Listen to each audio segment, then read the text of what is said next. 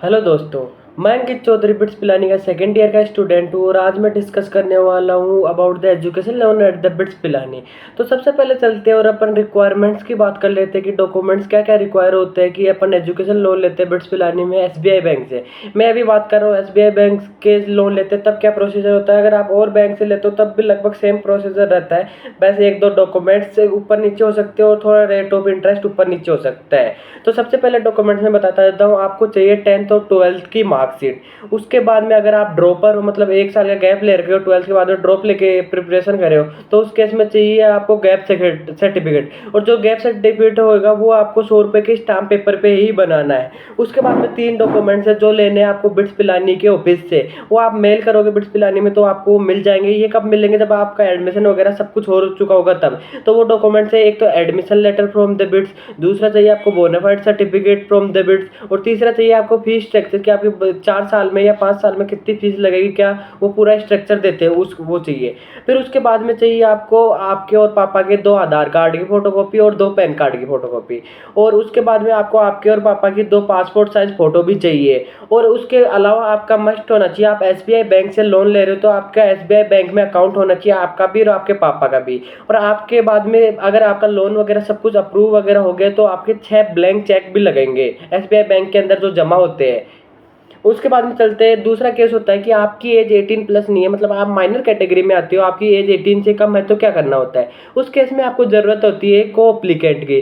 को अप्लीकेंट आप किसको बना सकते हो? तो को अप्लीकेंट आप बना सकते हो या तो आपके फादर को या अपनी मदर को। अगर आप फादर को अप्लीकेंट बनाते हो तो आप जो डॉक्यूमेंट्स ये मैंने बताया केवल ये लगेंगे, उसके अलावा आपका और कुछ डॉक्यूमेंट्स नहीं लगेगा। उसके बाद में दूसरा केस आता है कि आपको मदर को अप्लीकेंट बनाना है। उस केस में क्या करना होगा? जो डॉक्यूमेंट्स मैंने फादर के बताए हैं वो ही सेम डॉक्यूमेंट मदर के लगेंगे, और जो फादर के बताए हैं वो मस्ट है, वो भी लगेंगे ही। और एक केस ये भी होता है कि सर जैसे कि हमारे वो हो गया, फादर के क्रेडिट स्कोर कम है। क्रेडिट स्कोर कम होने का मतलब हो गया कि आपके फादर की कोई लोन वगैरह ड्यू हो गया तो वो क्रेडिट स्कोर, बैंक में एक स्कोर होता है वो कम है। उस केस में अगर आपको कि हमें आप लोन नहीं दे रहा कोई दूसरा बैंक, तो क्या करना चाहिए? उस केस में अगर आप ऐसा भी कर सकते हो कि को अप्लीकेंट फादर की जगह मदर को बना देना। उस केस में आपको फिर वो लोन मिल सकता है। उसके बाद में चलते हैं, बात करते हैं हम रेट ऑफ इंटरेस्ट की। तो एसबीआई में फिलहाल रेट ऑफ इंटरेस्ट चल रही है 8.2%। और उसके बाद में चलते हैं, ये भी होता है कि हाँ फैमिली इनकम, वो क्या, फैमिली इनकम हमारी 4.5 लाख से कम है तो ये कुछ सब्सिडी वगैरह मिलती है, वो क्या प्रोसीजर है? तो उस केस का में क्या होता है कि आपकी फैमिली इनकम फादर और मदर की दोनों की मिला के अगर 4.5 लाख से कम है तो आपको गवर्नमेंट की तरफ से एक सब्सिडी मिलती है। उस सब्सिडी में क्या होता है कि आपके जो ये 4 साल का लोन है, उस लोन पे जो भी 4 साल के अंदर इंटरेस्ट लगता है ना, उस पर कुछ परसेंट की आपको सब्सिडी मिल जाती है, मतलब आपके बैंक अकाउंट में आ जाती है। वो परसेंट वेरी करती है ईयर बाई ईयर बजट के अकॉर्डिंग, जैसे कभी वो 80% भी होती है, कभी वो 100 भी होती है, कभी कम भी होती है, उस अकॉर्डिंग होता है। उस केस में आपको क्या चाहिए? या तो आपके फादर और मदर दोनों की आईटीआर दे दो, या आप क्या कर सकते हो, तहसीलदार के द्वारा बनाया गया इनकम सर्टिफिकेट आपको बैंक में जमा कराना होता है। इसमें क्या करना होता है, आप बैंक में जाके जमा करा दो, उसके बाद में वो बैंक वाले आगे भेजते हैं और फिर वो अप्रूव हो जाता है। अगर वो अप्रूव हो गया आपका, तो फिर आपका क्या होगा, जो 4 साल के लोन लोगे उसका इंटरेस्ट नहीं लगेगा आपको, या कम लगेगा, जितना वो गवर्नमेंट की सब्सिडी होती है उतना मिल जाएगा आपको। फिर आपका आता है कि हमें भैया लोन कितना सैंक्शन कराना चाहिए। तो जैसे कि लोन आप कर रहे हो कि मतलब आपने लोन सैंक्शन करवाया 25 लाख, फिर आप बोल रहे हो भैया हम 20 लाख ही ले रहे हैं, तो हमें वापस वो रीपेमेंट 20 लाख का करना होगा, 25, जितना लोगों रीपेमेंट उतना ही करना होगा। लेकिन आप ज़्यादा करवा कम, मान लो आपने सैंक्शन करवाया लोग 20 लाख का, फिर आपको रिक्वायरमेंट पड़ गई मान लो 25 लाख की, तो आपको उस केस में बैंक ज़्यादा अमाउंट नहीं देगा। आप जितना करवाते हो उससे कम लेना चाहो कोई दिक्कत नहीं है, लेकिन आप ज़्यादा लेना चाहो वो नहीं हो पाएगा बाद में। ये तो ये केस का ध्यान रखना कि आप थोड़ा जितना आपका बजट बैठ रहा है उससे ज़्यादा ही करवाना, कम मत करवाना। उस केस में क्या होता है कि आपको ज़रूरत पड़े, फिर पैसों की वो कमी आ जाती है, फिर बैंक आपको नहीं देता है पेमेंट।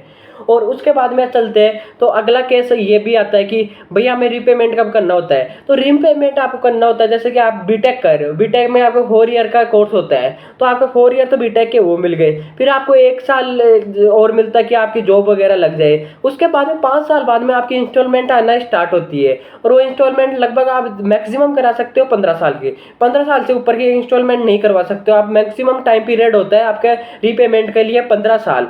और ये भी है कि भैया हमने बीटेक कर ली, मान लो बीटेक एजुकेशन लोन लेके कर ली, फिर भैया हमें करनी है एमटेक या और कुछ हायर स्टडीज़ करनी है, तो फिर भैया हम रीपेमेंट कहाँ से करेंगे, हमें और एजुकेशन लोन चाहिए, तो उस केस में भी आपको बैंक और एजुकेशन लोन भी प्रोवाइड कर देता है। ऐसे नहीं कि वो और एजुकेशन लोन प्रोवाइड नहीं करता, आपके हायर स्टडीज़ के लिए भी आप लोन और ले सकते हो।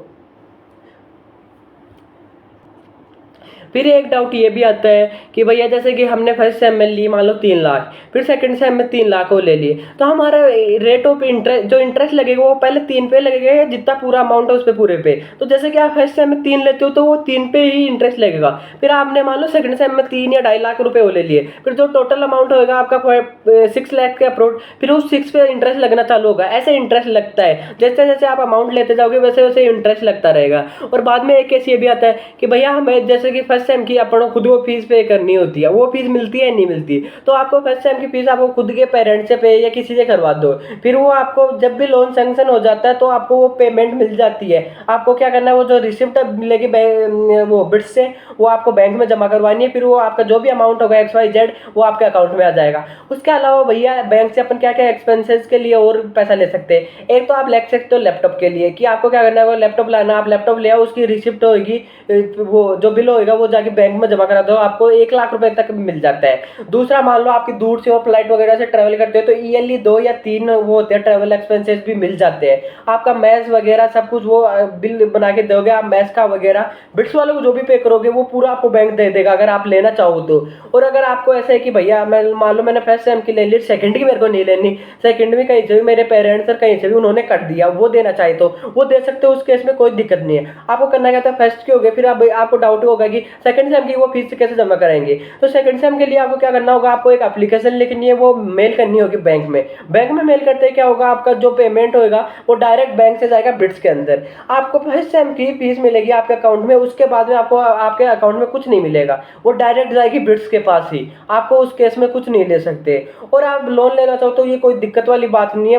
बिट्स में आप जाओगे ना तो वहाँ पे बहुत से लोगों को देखोगे जो लोन पे पढ़ रहे होंगे, ये कोई दिक्कत वाली बात नहीं है। अगर आप आना चाहो बिट्स में तो लोन ले सकते हो, लोन लेना भी बहुत ईजी है। ऐसे नहीं, आपने सुना होगा कि लोन लेने के लिए कि बहुत ज़्यादा वो करवाते पेपर वर्क वगैरह, ज़्यादा कुछ नहीं करवाते एजुकेशन लोन के अंदर। आपको आधार कार्ड, पैन कार्ड, ये 2-4 फोटो चाहिए, चेक चाहिए, ब्लैंक, ये 4-5 चीज़ें चाहिए, उसके अलावा आपको कुछ नहीं चाहिए, वो दे देते, बहुत आसानी से एजुकेशन लोन मिल जाता है। उसके बाद में चलते हैं